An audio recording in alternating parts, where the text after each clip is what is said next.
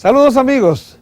Las zonas francas, que perdieron más de 50.000 empleos desde que en enero del 2005 se dejó sin efecto el acuerdo multifibras, sobrevivieron exitosamente a la prueba y ahora arriban de nuevo a los 130.000 empleos y superan los 5.000 millones de dólares al año en aportes a la economía, gracias a la diversificación y a la cercanía a los grandes mercados norteamericanos y europeos con relación a sus competidores asiáticos.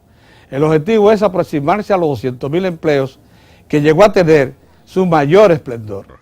La década de los 70 marca el inicio y desarrollo, aunque lento, de las zonas francas, pero es en la década de los 80, específicamente de 1983, cuando se produce el gran despegue, como nos relata José Manuel Torres, vicepresidente ejecutivo de la Asociación Dominicana de Zonas Francas, ADOZONA. Que las zonas francas han sido batidas de tal manera que han podido resistir y demostrarnos que pueden sobrevivir e incorporarse plenamente al desarrollo nacional. Si ese es el resumen, pues ahí está. De todas maneras, vale la pena que digamos cómo nace este subsector, en qué momento lo hace y cómo va desarrollándose.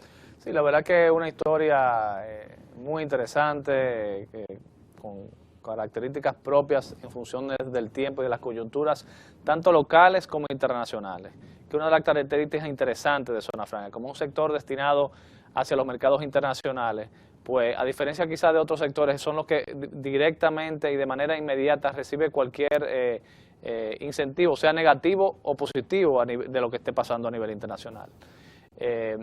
Zona Franca nace a partir de la Ley de Incentivo Industrial, la Ley 299 de 1968, que dentro de la ley establece lo que es la categoría que da incentivos específicos para las empresas que tienen como objetivo el exportar.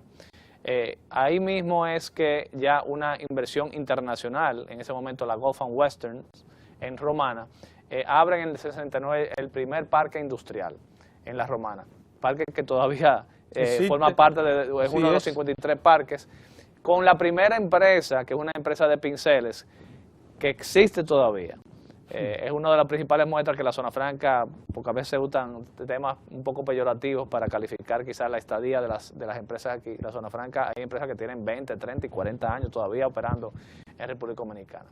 A partir de ahí, ya en el 71, abre el primer parque público en ese momento, que es el parque de San Pedro de Macorís, que sigue ahí, de hecho está muy bien, es un parque que está lleno. Hay que explicar lo del parque público, es que la infraestructura básica la aportó el Estado y entonces los inversionistas y locales o extranjeros utilizaron esa infraestructura para montar de sus inicios hay parques públicos, parques privados y parques mixtos. De hecho, el primer parque fue privado, el segundo fue público, que es el de San Pedro, y el tercero fue mixto, que es el de Santiago en el 73, que sale en el 1973.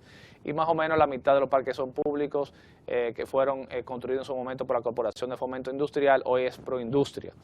Entonces en el 73 entonces abre el parque de Santiago. A partir de ahí, del 73 al 82, 83, hay un crecimiento, vamos a llamarlo así, aritmético de cantidad. Se mantienen esos tres parques, pero las empresas pasan de 5 a 8 a 13, se generan 30.000 nuevos empleos. En la década de los 70 se generaron unos 30.000 nuevos 30, 35.000 empleos.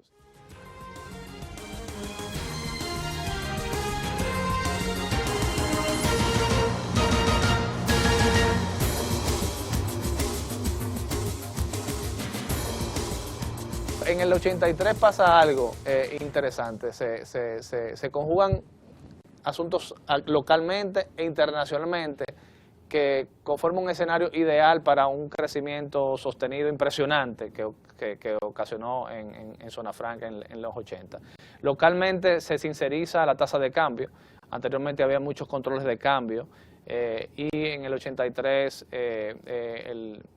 fue bajo la administración, recordamos, del gobernador Hugo Giuliani, se liberaliza la tasa de cambio y ese constituye el incentivo más importante para el sector exportador de República Dominicana para poder recibir los pesos por las divisas, por los valores exportados y crea un escenario muy atractivo a nivel local por el tipo de cambio. Pero a nivel internacional se da la Cuenca del Caribe bajo la presidencia de Ronald Reagan y establece unas reglas de acceso preferenciales para los países del Caribe y Centroamérica a su entrada al mercado norteamericano.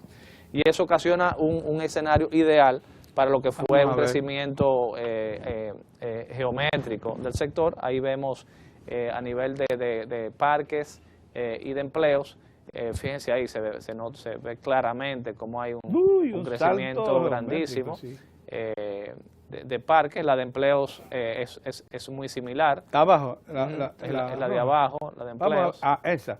Óigame, una correspondencia plena, Ahí lógicamente. Ahí vemos cómo de esos 35.000 en el 85, que es donde comienza esta gráfica, va aumentando el empleo hasta llegar a 197.000 en el año 2000.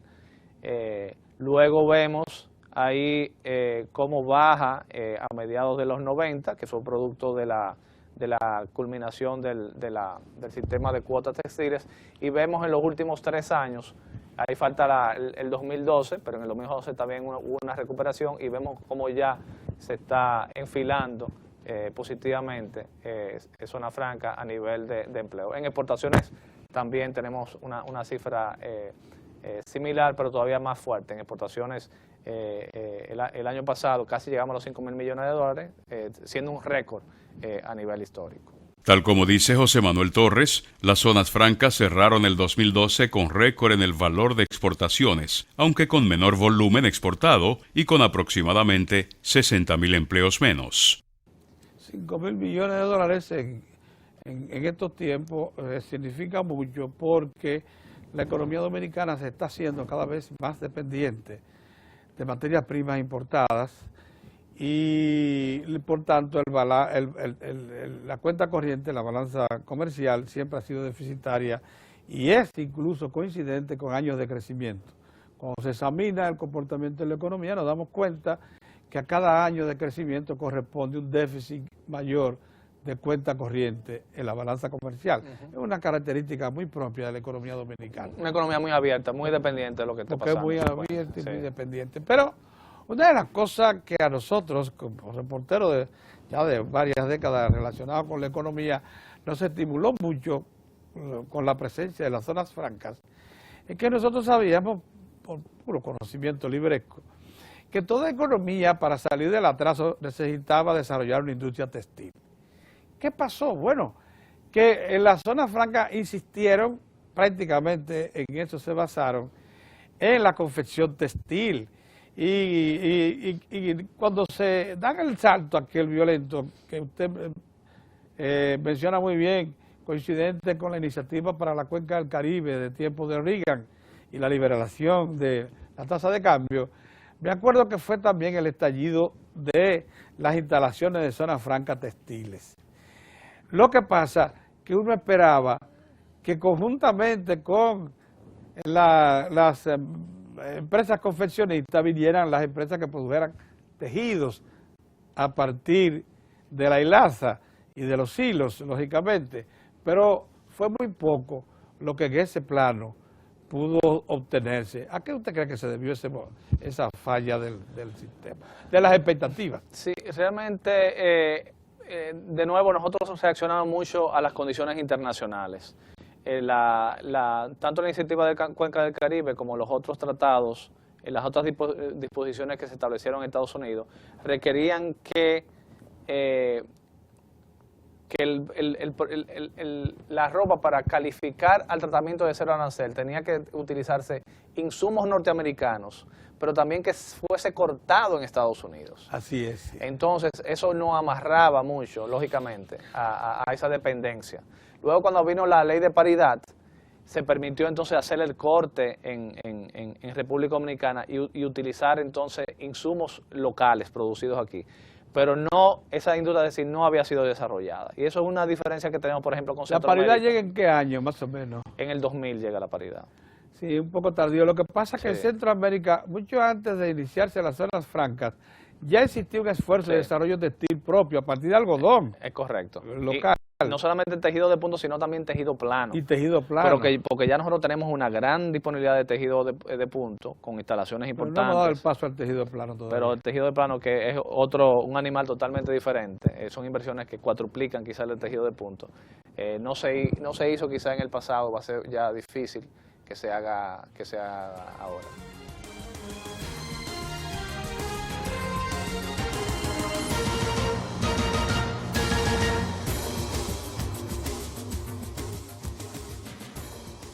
Me acuerdo que a la muerte de Trujillo nosotros teníamos incluso cultivo de algodón, la algodonera, acordémonos, y también teníamos telares que producían tejido de punto, pero nunca dimos el salto al tejido plano. Sí, sí.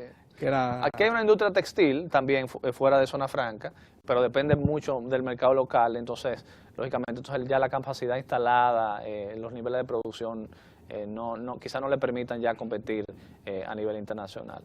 La diferencia con Centroamérica es como ellos tienen un mercado común centroamericano, pues lógicamente ellos han estado más expuestos a la competencia internacional que el sector que es República Dominicana, que compartimos la isla con un país que no es tan De todas maneras, ha evolucionado mucho la zona franca, tanto que ya el sector textil, el subsector textil es el minoritario, o comparte con los demás. No, sigue siendo el mayor empleador, comparte el protagonismo a nivel de valor de exportaciones con lo que son los dispositivos médicos y electrónicos. Comparte. Sí, el sector textil se ha recuperado en los últimos años, impulsado sobre todo por la producción de tela.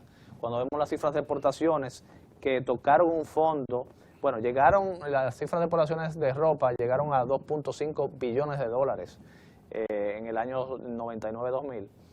Y bajaron a 933 millones en el 2009. Sin embargo, ya se ha recuperado y el año pasado... Menos de la mitad. Sí, menos de la mitad. El año pasado se exportaron casi 1.300 millones de dólares. Todavía muy lejos de los 2.5 billones. Muy lejos, pero es una cifra muy importante, sobre todo impulsada por las exportaciones de tela. De hecho, y lo hemos hablado aquí, la tela es el principal producto de exportación hacia Haití. Y ha sido impulsado por estas producciones de tejido que se hacen con empresas como Grupo M, como Hanesbrands, que está en la gran planta, cuando usted va por Bonao, por Los Arrozales, que usted ve una planta industrial grandísima, a mano derecha, eso es Hanesbrands, y otra canadiense que es Gildan. De hecho, son sus principales producciones de tejido de punta en este hemisferio de ambas compañías multinacionales. Están produciendo mucha tela y dando mucho trabajo, tanto aquí en República Dominicana como en Haití, aprovechando la coproducción que permite el DRCAFTA. Ahí se produce tanto con fibra de algodón como sintéticas. No, realmente es algodón. Algodón nada más. Es tejido de punto, es el tejido que utilizaban para las camisetas y para la ropa interior de caballeros, básicamente. Pero es importado porque es materia prima importada. Sí, la hilaza viene importado, sobre todo viene de Estados Unidos. Ya nos va a ser muy difícil a nosotros plantar algodón que tenga esa característica, lleva mucho tiempo. Sí, producir y desarrollar variedades algodoneras con vocación textil. Y como isla, la tierra es un producto escaso. La tierra es un producto escaso para plantaciones del tamaño que se necesitan para sustentar industrias textileras. Como dice José Manuel Torres, ya es muy tarde para atraer las gigantescas inversiones que se necesitan para instalar los modernos telares de tejidos planos, con los que se pueden fabricar telas sofisticadas para camisas, vestidos, pantalones y muchas otras prendas. El sector textil se ha hecho fuerte en la producción de tejidos de punto, mayormente suplido por grandes tejedurías existentes en el país. Es así es. Ahora bien, las zonas francas se componen de ¿cuáles sectores? Sí, bueno, si vemos la convención de exportaciones, confecciones textiles y productos médicos, más o menos están alrededor de los 1.250 millones de dólares. Pero esos son dos sectores diferentes. Son dos sectores diferentes, pero ambos representan el 50% de las exportaciones, sumados. Bien, sí. Luego le siguen los productos eléctricos, con un 13% de las exportaciones, joyería con un 10%, cigarros, que junto con calzado, que los dos sectores que continúan son uno de los sectores más dinámicos, tanto calzados como cigarros, y luego otros sectores. Ahí no se incluye la parte de servicios, que es algo que hemos estado trabajando con el Consejo de Zona Franca y entiendo que se está trabajando con el Banco Central, porque entendemos que esos 5.000 millones de dólares de exportaciones de Zona Franca no incluye servicios, que es uno de los sectores más dinámicos que había en los últimos años, sobre todo impulsado por los call centers y por los BPOs y contact centers, que están, hay una gran cantidad, ahora mismo hay 15.000 personas trabajando en los call centers, solamente en Zona Franca, entonces esa facturación no está contemplado en el valor exportado de Zona Franca. Manuel, el tema zonas francas ha sido muy manipulado, tanto que se ha dañado un poco su imagen por el activismo político. Hubo un tiempo en que se dijo que la caída abrupta que se produjo a partir de la eliminación del acuerdo multifibras, que para nosotros tuvo efecto a partir de enero de 2005, la pérdida de unos 40, 60 mil empleos eran causados por falta de previsión de los que estaban en el poder. Así decía la oposición, cuando todos sabíamos que eso estaba anunciado para entrar en vigencia entonces y que nadie iba a poder evitar. Ya lo había dicho la propia Dozona, le habían dicho estudios de consultoría pagados por Banco Central y lo que era entonces CEDOPEX.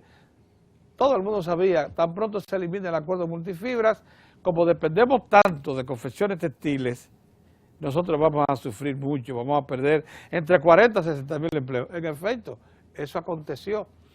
Bueno, es necesario que se reivindique a todo el sector que sabía que eso iba a pasar y que tenía que diversificarse. ¿Qué se hizo para sobrevivir como su sector a partir de esa situación? Realmente yo creo que una de las causas que más incidieron en esa caída fue la dependencia, no solamente en la parte textil, porque Centroamérica depende todavía más que nosotros de la parte textil, sino que la industria era muy intensiva en categorías sensibles.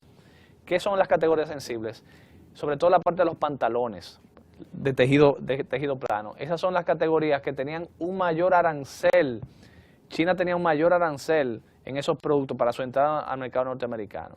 Lógicamente, cuando se elimina la cuota textil y comienzan a exportarse esos pantalones desde China, aumenta la oferta de pantalones, entonces viene una deflación de los precios internacionales de los pantalones, y República Dominicana definitivamente es uno de los más afectados, porque estaba en categorías muy sensibles. Como tú dices, se provocó una gran caída en los niveles de empleo, sobre todo en la parte textil.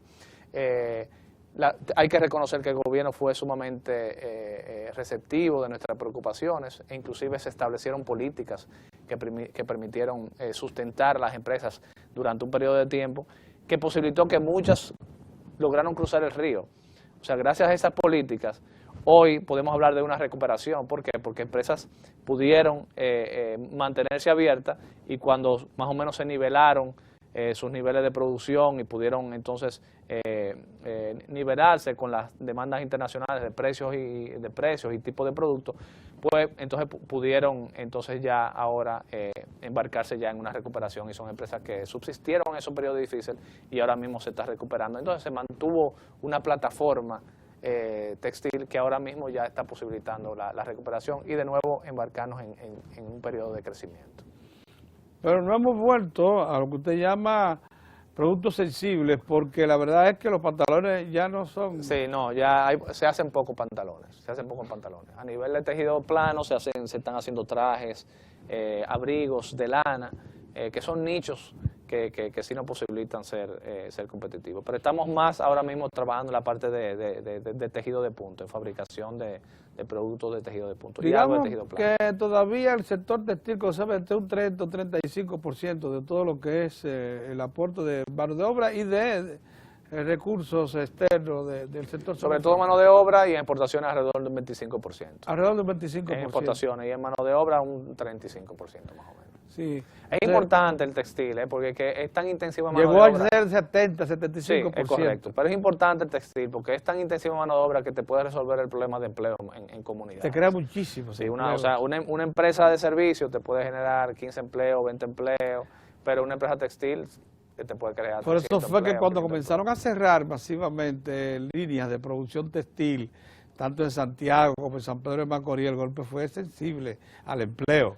Eso es un caso de estudio y lamentablemente lo aprendimos. Nosotros siempre decíamos y decimos, Zona Franca, señores, es importante, tiene un impacto social importante, tiene un impacto económico importante en las comunidades. Y la gente, uno lo repetía tanto que la gente lo creía o no lo creía. Pero cuando surgió eso, el Santiago antes y después de la crisis no fue el mismo. No fue el mismo. O sea, tú veías el impacto en el comercio, en los restaurantes, en los hoteles, en todo, en la seguridad, todo fue impactado. Es indiscutible que por quedarnos cortos en el desarrollo de infraestructuras propias para producir fibras de variedades de algodón y fibras sintéticas que pudieran posibilitar la importación e instalación de maquinarias más sofisticadas y modernas para la producción de tejidos planos, se estableció un limitante para el desarrollo textil dominicano. La zona franca se encuentra en un segundo aire, al punto de que el año pasado produjeron ¿cuánto? En 2012. Sí, 5.000 millones de dólares en exportaciones, el empleo. Rompiendo, por cierto, un récord, porque nunca había llegado a 5.000 millones de dólares. Y es interesante porque estamos exportando más con menos empleo. La productividad en Zona Franca se ha más que duplicado. Más que duplicado. Sí, porque en el 93 exportábamos alrededor de 18.000 dólares por empleado. Ajá. Y luego ese porcentaje, aquí está, no sé si los amigos miren qué interesante eso. La gráfica de abajo. Eso te revela entonces que hemos incrementado la productividad del país, o sea, la capacidad competitiva. Sí. Ahí vemos cómo es alrededor de en el 93 se exportó, no se ve el año en la gráfica, pero en el 93 se exportó 18.873 dólares por empleado. Y en el 2011 eso más que se duplicó, exportándose 39.000 dólares por empleado. O sea que estamos exportando más con menos empleados. Y eso yo creo que habla muy bien del sector. Así es. Que se está incorporando más conocimiento y más insumos locales y está exportando productos de mayor valor. Ahí incide mucho lo que son los dispositivos médicos también, farmacéuticos y una misma confección textil que tiene incorporado diseño, preproducción importante, empaquetaje. Y de nuevo, todos los productos calzados son productos de muy alto valor y eso incide mucho en que estemos creciendo de una manera tan dinámica en el valor exportado y al igual que en el empleo. Los empleos que generan las zonas francas en esta época son más reducidos, unos 30 a 40.000 menos que en el año 2000, pero son más firmes. Por efecto del éxito, el sector zonas francas está expuesto entonces a riesgos, porque también hay quienes la quieren distorsionar. Para nosotros es preocupante que, por ejemplo, las zonas francas hayan ido a parar empresas importadoras de ropa usada para limpiarla, qué sé yo qué, y meterla al mercado interno o exportarla de nuevo. También que se haya declarado como en zonas francas algunas agroindustrias, entre ellas invernaderos, que buscan por ahí mecanismos de mayor protección. No hay una industria armadora de tabaco que ya no esté en zona franca. Todas han ido a parar a zona franca, aprovechándose de las exenciones. Zona franca, como ustedes saben, no paga ningún tipo de impuesto, solo si produce para el mercado interno. Y todo lo que exporta está libre de pecado. Bien, ¿no les preocupa a ustedes allá en Adozona que se permita que algunos sectores, pero ya claro, eso no tiene nada que ver con ustedes, se incorporen a régimen de protección si no lo merecen? Bueno, ahí esa es la labor que hace el Consejo Nacional de Zona Franca. Ahí nosotros conocemos todas las solicitudes de instalación y nosotros tenemos que tomar en considerar todo eso. Primero, que sean una producción destinada hacia la exportación. Eso es fundamentalmente ese es el concepto. O sea, si usted quiere producir en zona franca es porque usted tiene una vocación exportadora y porque va a exportar. Y segundo, de que no haya un impacto negativo en las finanzas del gobierno. Entonces, los representantes gubernamentales... O que no distorsionen, porque esos asuntos, por ejemplo, si nosotros fuimos una potencia, llegamos a ser el sexto mayor exportador de confecciones textiles al mercado norteamericano, que es el mercado más grande, ¿cómo podemos nosotros ser ahora mismo recipientes de ropa usada Es una contradicción terrible. Claro, claro. Eso es un tema delicado porque no necesariamente la ropa que usted ve usada en el mercado local viene de una empresa de zona franca. O sea, la ropa usada viene por mar y tierra y por aire también. Entonces, no necesariamente viene de producción en República Dominicana. O sea, que ese es un tema un poco delicado, tiene un impacto social muy grande. Y esto de los invernaderos, como son para exportación, ellos han aprovechado. Claro, sí, porque Zona Franca te permite... Mismo pasa con los tabacos. Sí, pero son empresas que exportan. Exportan. O sea, toda la producción de cigarros aquí se exporta. El mercado local es muy limitado. Muy limitado. Muy limitado, pero todo... Dígamelo a mí. Sí. Entonces, claro, lógicamente, eso... Pero perdón, eso ha posibilitado que nosotros seamos el mayor y el mejor productor de cigarros del mundo. O sea, eso es cierto. Estamos exportando 600 millones de cigarros, unidades. Y ahora hay un boom de lo que llaman cigarritos, que son estos cigarros Uno que se hacen en máquinas. Máquinas. Pero ¿usted sabe cuánto se va a producir este año de eso? 3.000 millones de cigarritos. 3.000 millones de cigarritos. Es una cifra que, para que usted vea el boom que La hay exportación de cigarros hechos a mano y a máquina de la República Dominicana debe ingresar al país mucho más de 500 millones de dólares por año. Es correcto. Mucho más.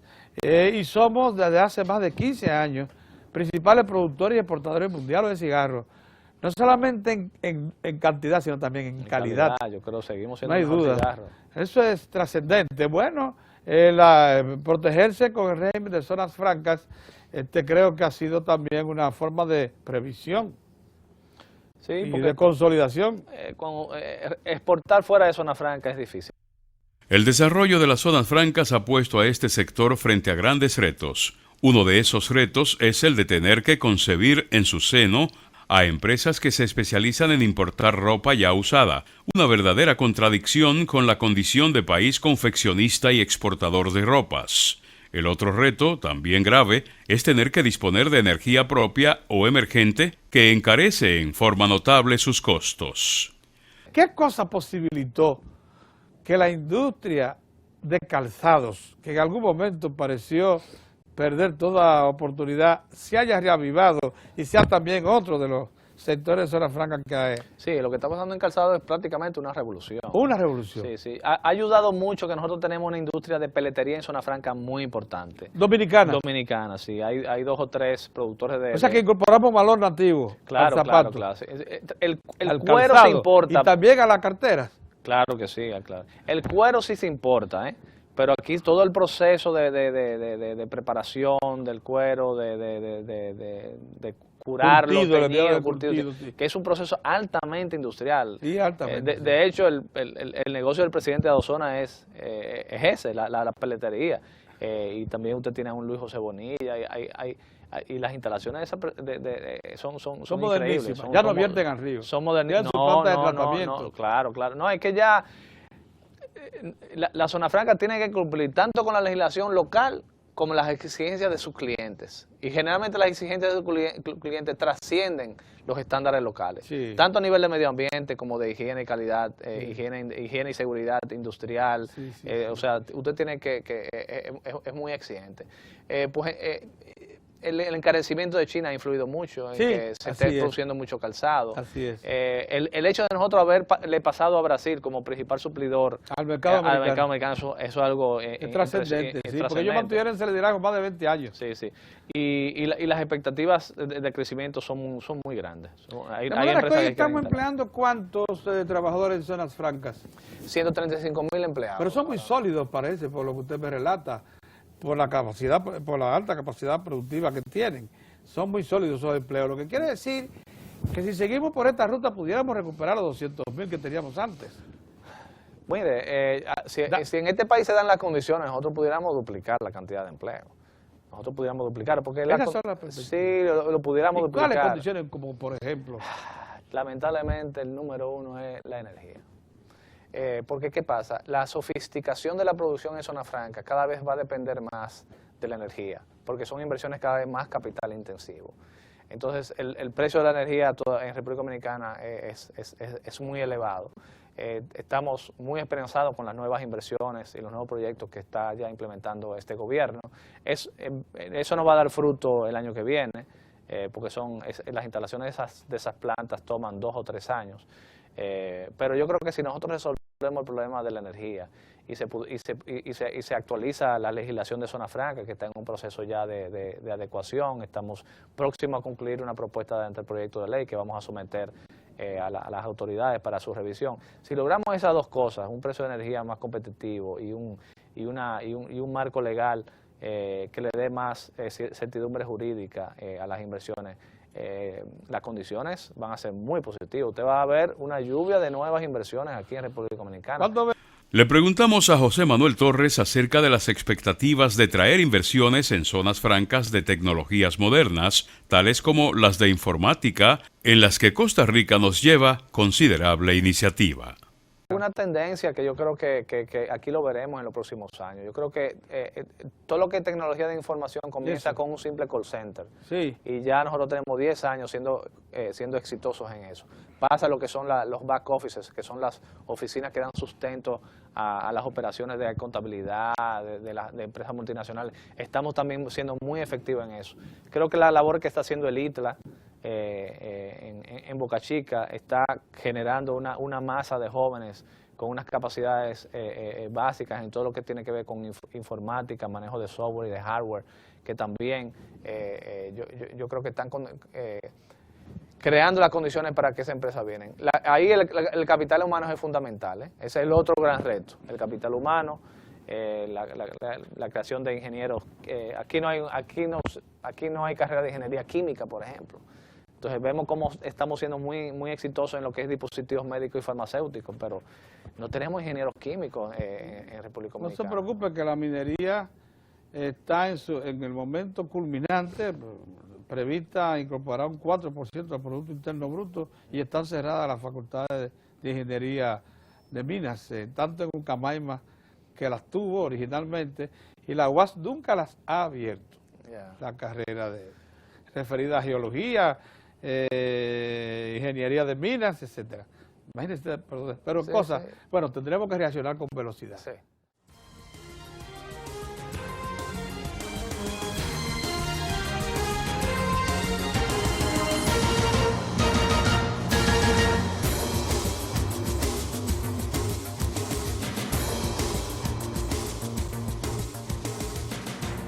La perspectiva entonces para crecer en el sector zonas francas están esencialmente relacionadas con las nuevas o con lo que ya tenemos probado. Tenemos probado ya los subsectores textiles, calzados, productos médicos, eléctricos, pero en la perspectiva entonces futura, ¿siguen relacionadas a esos sectores o pudieran ser relacionadas con la informática? Sí, la informática no lo vemos como en el plazo inmediato. Yo creo que eso pudiera tomar quizás 2 años por lo menos, ya pasar quizás al desarrollo de software. Sí. Yo diría que 2 o 3 años. Sí. Pero sí, estamos creciendo. Todos los sectores actuales tradicionales están creciendo, lo cual es muy bueno. Pero también a República Dominicana están tocando la puerta nuevos desarrollos. Porque lógicamente cuando usted habla de productos eléctricos, usted puede decir que es tradicional, pero eso es una gama amplísima. ¿Qué vamos a hacer con los invernaderos? Bueno, yo creo que ellos siguen solicitando. Bueno, yo creo que si los invernaderos entienden que ellos pueden ser competitivos y que pueden exportar en zona franca, yo creo que hay que posibilitarle, hay que posibilitarle. Es que ya hay algunos que han aplicado. Sí, y están siendo exitosos. Y también lo que tiene que ver con productos orgánicos, café y cacao orgánico. Pero yo creo que es también una decisión de política gubernamental, cuál entienden ellos cuál sería el rumbo para eso. Relanzada como está las zonas francas, que es un tratamiento especial al mercado, ya acordado con la Organización Mundial de Comercio, etcétera. ¿Para cuándo se ha dicho que deben desaparecer las zonas francas según el proyecto de la Organización Mundial de Comercio? No, primero eso es un gran mito, que la zona franca desaparece. Y ningún organismo internacional, ni mucho menos la OMS, habla de la desaparición de la zona franca. Ya van de igualar un trato al otro. El llamado es a compatibilizar los regímenes especiales con las disposiciones de la OMC.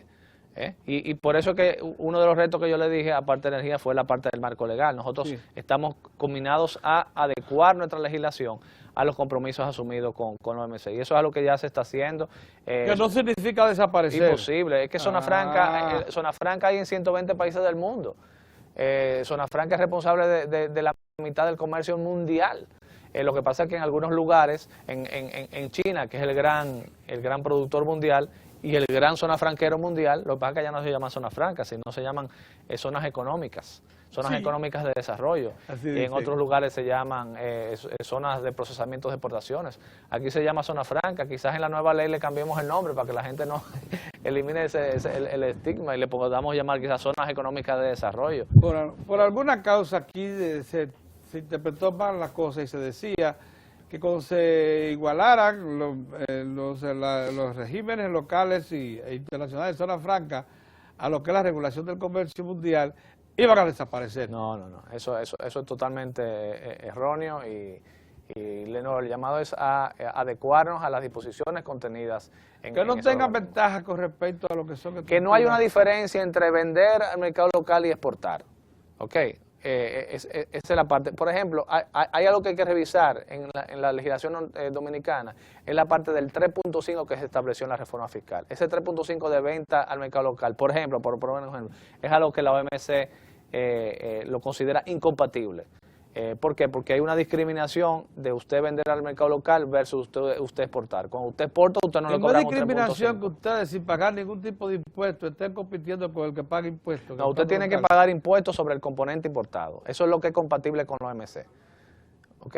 O sea, eso es lo que se va a dar en el futuro. Eso es lo que es compatible con la OMC. Usted pagar impuestos en función del componente importado. Pero usted no le puede cobrar impuestos al valor agregado nacional. Usted no puede pagar impuestos por el salario que usted le paga a su empleado o por la energía que usted está pagando con los impuestos correspondientes. Porque la zona franca, cada vez que le paga a un empleado y tiene que retener el impuesto de la renta, tiene que retenerlo. Y si usted va a vender al mercado local y tiene que pagar el componente arancelario sobre el arancel sobre el componente importado, usted debe de hacerlo. Así es que se hace en todos los países del mundo. Entonces, es esa revisión que deberá estar integrado en la propuesta legislativa de Zona Franca, que es algo que tiene que ser producto de un consenso tanto con el gobierno como con el sector industrial, porque lo que menos queremos es que un productor local que esté produciendo y que esté generando empleo y que esté pagando impuestos sea afectado por una producción de Zona Franca. Tenemos que cuidarnos de eso, porque sobre todo el consenso tenemos que estar muy claro. Zona Franca, el 90-95% de su razón de ser es exportar. Entonces, de ninguna forma queremos que por el interés de un mercado local pueden ser afectados nuestros industriales del mercado local. Muy bien, José Manuel, muchas gracias por acudir a este programa especial, el desarrollo dominicano, tomando muy en cuenta que las zonas francas han venido a resultar en uno de los grandes impulsores del desarrollo dominicano de hoy. Gracias, es importante ese convencimiento y esa convicción que Zona Franca puede ser un gran aliado de este y de cualquier gobierno en la generación del empleo formal que este país necesita, que es uno de los aspectos que más tenemos que fortalecer. Muchas gracias.